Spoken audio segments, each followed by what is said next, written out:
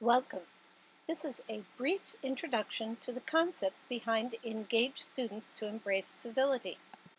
I ask that school leaders take a growth mindset perspective when watching this video and accept the fact that despite their best efforts and intentions, what they are doing to address bullying simply is not achieving positive results. Despite the fact that schools have focused a lot on seeking to address bullying over the last decade, there has been no decline in the percentage of students who report that they're being bullied on the Youth Risk Behavior Survey. But also, recent meta-analyses of bullying prevention programs that are implemented in evaluation studies have documented marginal to no positive impact, with zero effectiveness at the secondary level. This means that the programs that schools are encouraged to implement are not showing effectiveness. The research indicates that most educators appear to think that what they are doing is generally effective, while students report in multiple studies that they think schools aren't doing enough, most staff ignore bullying, and that reporting bullying will make things worse. Bullying prevention certainly isn't rocket science. It is far more complicated, especially when the coordinates that you're being given are in conflict and are likely to lead in wrong directions. First, we'll briefly discuss the harmful impact of bullying. Ample research has documented that bullying can contribute to lifelong physical and mental health challenges, significant interference with learning, chronic absences and school failure, and increased risk of violence and suicide. And schools that have higher levels of bullying have lower levels of achievement. It has long been known that bullying is associated with suicide risk behaviors. More recently, we've had studies that have shown that schools are attempting and thinking about suicide even more. The rates are growing, and this is occurring during the time while they are attending school, not in the summer.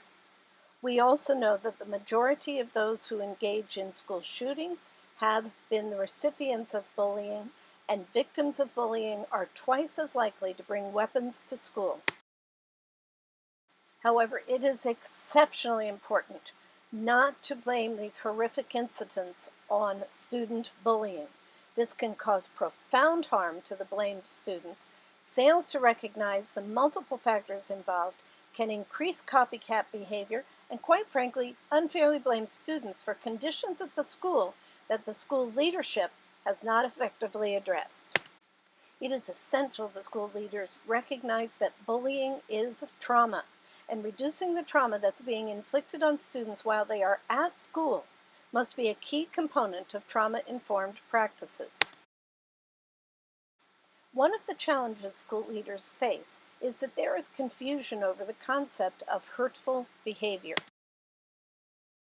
School leaders have been told to address bullying. Well, okay, is that the statutory definition of bullying, the academic definition, or what people think? That someone was being hurtful. There are many different forms of hurtful behavior, any of which can cause emotional distress and disrupt the school environment. So the bottom line is that all students need the skills to avoid and resolve all kinds of hurtful behavior, and educators must effectively intervene in all kinds of hurtful situations. Educators have been told that those who engage in bullying are your at-risk students, your Tier 2, Tier 3 students. This is only partially correct.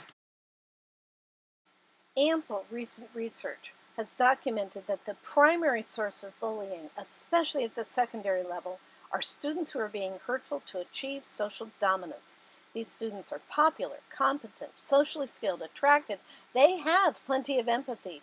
They're considered cool. They're leaders. They are Tier 1 students. They are compliant to staff. They are not at risk. There is an ethological basis for this kind of hurtful behavior, and there are two kinds of targets. These students target those who are perceived to be deviant. These are students who may lack social skills, but they also engage in battles with rivals or perceived rivals. This is often referred to by students as drama. This is social dominance behavior by students who are not at risk, and therefore, risk prevention approaches will not be effective in reducing this kind of hurtful behavior. Another thing that appears to be happening a lot is a cycle of hurt, impulsive behavior. Students who are hurtful because they acted fast when angry because the person had been hurtful to them. An issue that is not being addressed effectively is that of staff who are hurtful to students. Hurtful staff can cause profound harm. They destroy trust. They model hurtful behavior to students, and students who are bullied by both staff and their peers experience profound distress. So how can schools proceed? First of all, we have to shift away from the negative of bullying prevention to embracing the positive, civility, kindness, compassion. The Engage Students to Embrace Civility approach focuses on fostering positive relations, kindness, compassion, inclusion, reducing all forms of hurtful behavior, empowering students and staff to respond effectively to the minor hurtful incidents, and ensuring an effective response to the more serious situations by school leadership. The key to accomplish this is by focusing on student resilience and student leadership. Trauma-informed practices can increase student resilience. This includes positive staff-student connections, restorative practices, mindfulness, de-escalation, problem-solving, a focus on character strengths, and increasing acts of kindness. The path to achieving high social status must change, and to do that we focus on positive social norms. The majority of your students do not like to see others being hurtful and truly admire those who are kind and step in to help. Student leadership is essential. Engage a diverse group of kind, compassionate, inclusive students in leadership roles to promote positive relations and increase student voice in all aspects of improving school climate. There are also important developmental issues to consider. As students approach adolescence, they are seeking personal control, independence, developing their personal identity. Hurtful behavior is less obvious, there is less adult supervision, and young people want to resolve their relationship challenges independently. Why do we think no bullying zone or tell an adult is going to work with these students? Schools must help to empower students to assist them in gaining greater effectiveness in social relationship skills.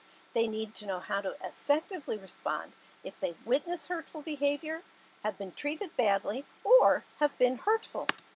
It is important also to address the concerns related to reporting and response to the more serious hurtful situations.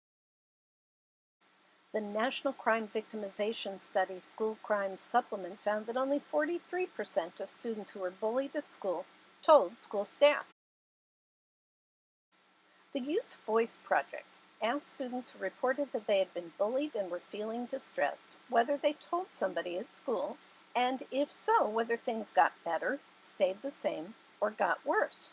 As you can see, at grade 5, a good portion told, and things got better. But the time we get to secondary level, the majority do not tell, and even when they do, things only get better around a third of the time. So this graphic image depicts the apparent level of effectiveness of the tell an adult approach at the secondary level, about 10%. It's necessary to consider this reporting data in the context of enhancing school safety. Effective threat assessment is essential, but effective threat assessment requires that students feel comfortable in reporting. And if they aren't feeling comfortable in reporting bullying incidents, will they feel comfortable reporting other concerns? In 2010, the U.S. Department of Education provided guidance to schools on how to address bullying. This guidance suggested that schools have a policy against bullying, set up a reporting mechanism, ensure investigation, and impose sanctions if appropriate. The disciplinary code approach turns what was an offense against a targeted student, which should require a remedy, into a determination solely of whether a rule was violated by the accused student and if that accused student should be punished. The U.S. Department of Education also suggested that states enact statutes that require schools to make annual public bullying reports. In the states that did this, what we are seeing repeatedly is underreporting of bullying at the same time that the reports of students being bullied on the Youth Risk Survey are either staying the same or increasing. Schools want to avoid black marks. Decision grids can help guide principals in determining whether or not this offense was actually bullying, and most often the offense is not considered to meet the standards. This reporting requirement is now for all schools under ESSA. Schools are encouraged to shift from thinking in terms of a possible disciplinary code violation to a more comprehensive investigation and intervention to the harmful situation.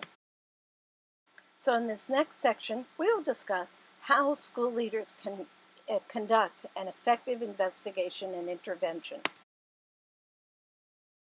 The federal civil rights regulations are very helpful. These regulations require that school leaders conduct a prompt, thorough, and unbiased investigation, and then develop a strategy that is reasonably calculated to end the harassment, prevent retaliation, remedy the harm to the target, and make necessary corrections to the school environment.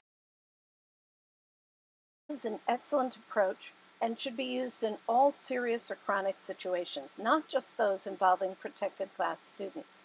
For students with disabilities, it's important to address these concerns within an IEP or 504 team meeting. It's also important to investigate how any involved students are being treated by staff and how any staff witnesses responded to a hurtful incident. In an investigation, identify whether any involved students have challenges that must be addressed through increased resilience and skills, and seek to determine the motivation of those being hurtful. Identify their supporters, who also must be held accountable. Inquire into how any involved students are being treated by staff, and determine whether any staff member was present and how that staff member responded.